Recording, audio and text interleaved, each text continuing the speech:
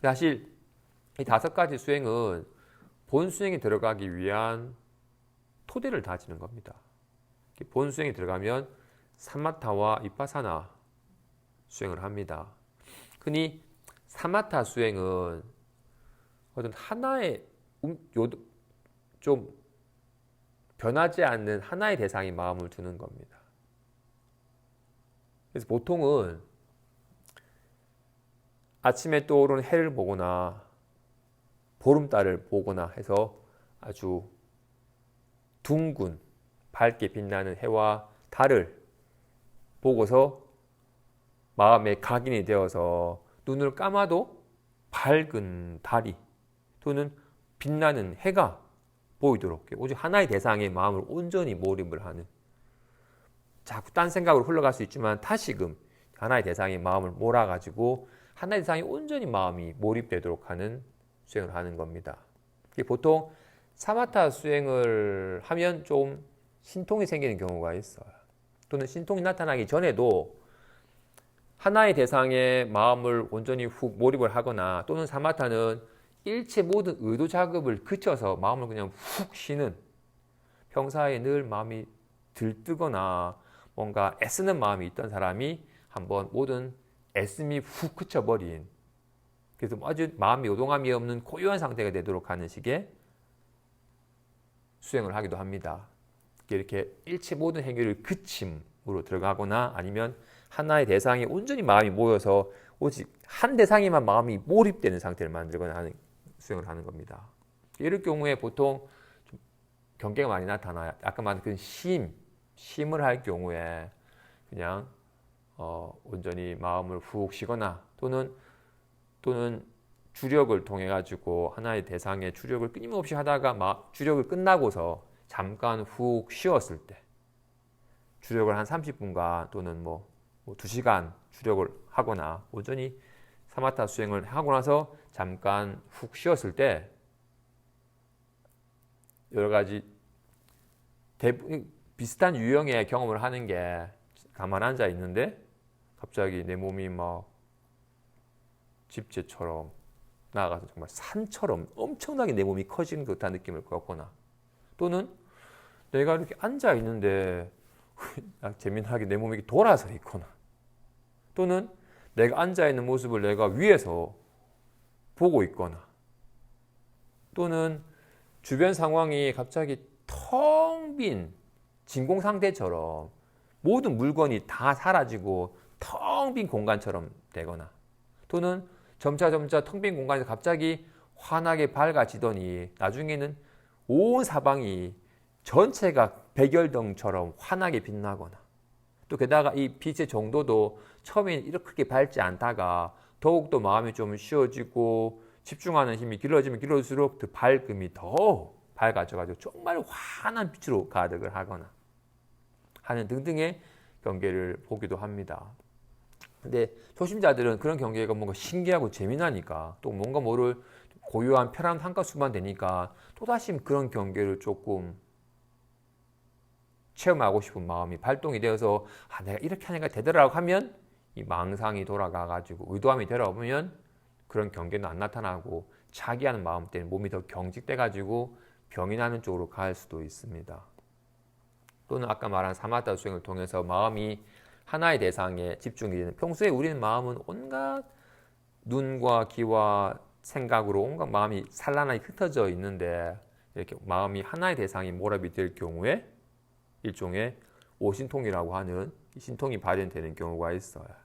이렇게 오직 산란하지 않고 집중된 하나의 마음 자체에 묘하게 알아차리는 힘이, 예를 들어서 이렇게 눈의 작용으로 몰입될 경우는 천안이라고 하는, 우리는 보통 볼 때 눈의 안구에 의해서 보기 때문에 특정한 경계가 가리거나 경계 밖의 건 보지 못하는데, 이렇게 마음에 집중된 힘으로서 마음에 알아차리는 힘이 눈 안에 의거하지 않고 마음의 힘으로 볼 경우에 갑자기 담장이 가려졌는데도 담장이 지나가는 사람들이 보인다든지, 또는 저 멀리 있는 육안으로 볼 수도 없는 저 마을 밖의 일들이 보인다든지, 또는 이런 마음의 기능이 귀로 작용이 될 경우에는 옆방에서 말하는 사람들 소리가 내 뒷담화하는 소리가 다 들린다든지, 또는 마음에 알아차리는 작용에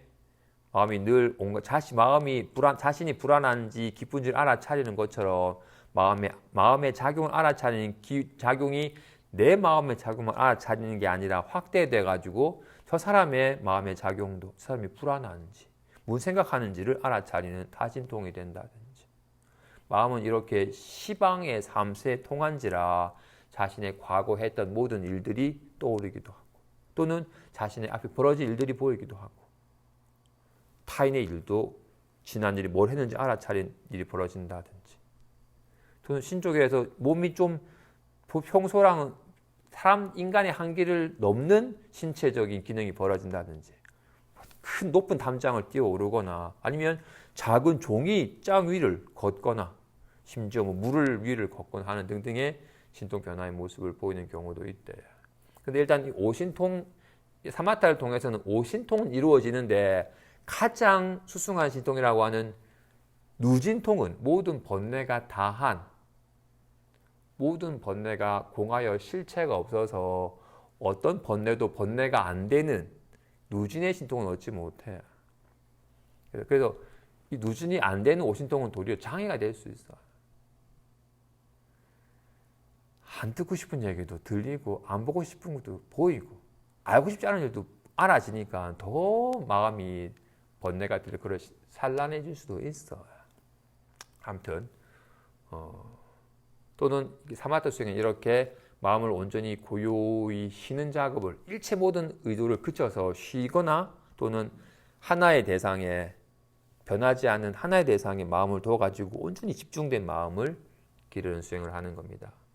반면 위파사나는 인연 따라 생겨나고 사라지는 모습을 관하는 겁니다.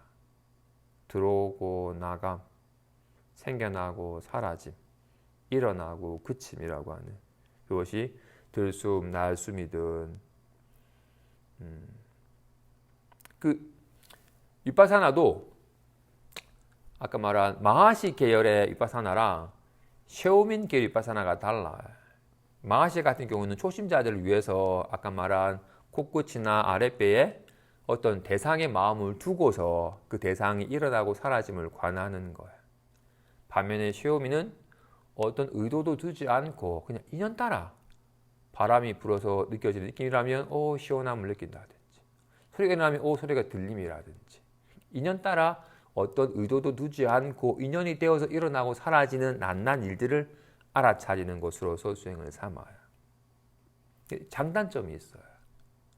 아직 집중력이 부족한 사람들은 셰오미를 하면 의도는 없지만, 의도가 없어서 그냥 맹하게 그냥 앉아 있는 경우가 있어요. 알아차릴 힘이 없기 때문에. 반면에 마시 같은 경우에는 산란한 사람들이 하나 집중할 거리를 두니까, 집중할 대상을 둬서 일어나고 사라짐을 관찰을 하니까 어떤 산란함이 없이 집중된 힘을 기르면서 일어나고 사라짐을 관찰하기는 좋지만, 여전히 뭔가 의도함이 있어가지고 대상을 세우고 뭔가 거리를 세우는 등등의 뭔가 있음의 잔재가 남아있는 식의 조금 아쉬움은 있어요. 그래서 초심자가 접근하기는 좋지만, 반면에 셰오미는 수승은 하지만 초심자가 접근하기에는 알아차리는 힘이 수승하지 못해서 놓치는 경우가 너무 많은 부분들이 있어요. 아무튼 이렇게 인연 따라 애쓰지도 않건만 인연 따라 일어나고 사라지는 걸 통해서 어느 것도 항상한 게 없음을, 인연이 되어 나타났지만 인연이 되니 사라져버려서 정말로 무상한 것이구나. 그 무상한 것을 내가 진짜인 줄 알고 집착해서 괴로운 거였구나. 이거는 실체도 없는 거였구나. 환과 같은 거였구나. 그래서 내가 애착할 만한 것이 아니구나라는 무상, 고, 무와 부정의 깨달음이 절로 일어납니다. 이런 깨달음은 도둑처럼 오는 겁니다. 도둑은 기다리면 안 와요. 언제 올지도 몰라요. 와 같이. 그런데 공부하는 사람이 내가 이걸 관찰해서 무상한 줄 알아차려야지 의도를 가지면 안 와요. 단지 관할 뿐이지. 단지 일어나고 사라짐을 있는 그대로 일어나고 사라짐, 일어나고 사라짐을 오직 실감할 뿐이지. 그랬더니 일어나고 사라지는 것이 무상한 거구나라는 깨달음이 불현듯 일어나는 것이지.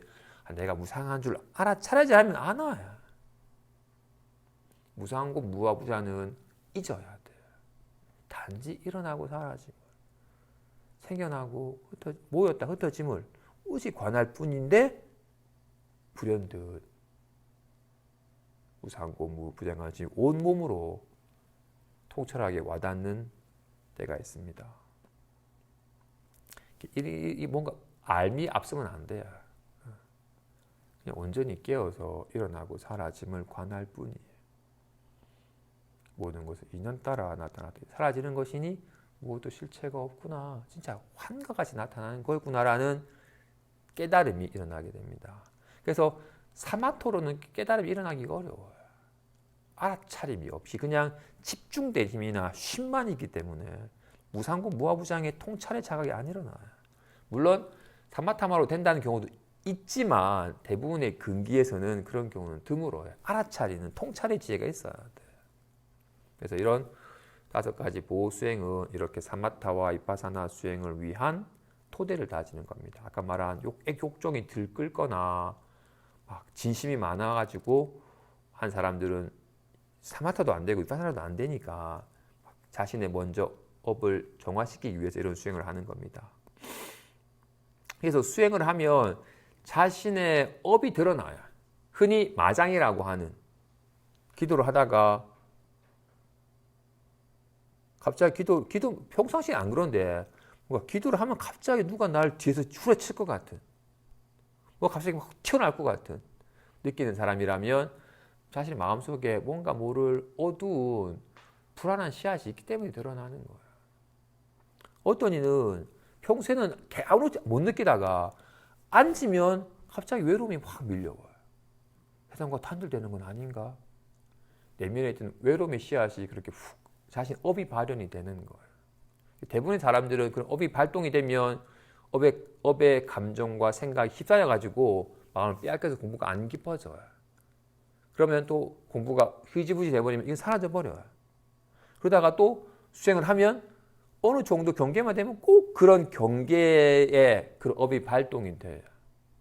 거기에 마음을 빼앗기지 않고 내 이런 업이 있구나 걸 알아차리고 그 업에 드러나는 기분과 모양에 마음을 두지 않고 다시금 더욱더 자신의 수행 주제에 올고 집중을 하면 어느 순간 극복이 되면 내 내면에서 늘 나를 부여잡고 가렸던 그런 업의 장애가 사라지면 훨씬 편안해지고, 또는 그런 업의 장애가 녹아질 경우에 몸과 마음이 둘이 아닌지라 다 그런 건 아니지만